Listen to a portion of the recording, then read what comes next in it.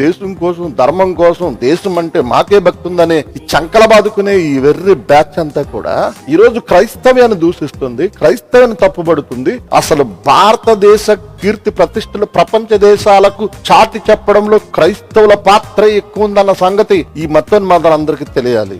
భారతదేశ మొట్టమొదటి రాకెట్ ప్రయోగానికి పుట్టినిల్లు క్రైస్తవ ప్రార్థనా మందిరం, సెయింట్ మేరీ మగ్డలీనా చర్చ్. ఈ చర్చ్ ఫాదర్ గారే ఈ చర్చ్ ని అంతరిక్ష ప్రయోగశాలకు వినియోగించడానికి ఇచ్చేశారు. చర్చిని ఇచ్చేశారండి. ఎవరిస్తారండి?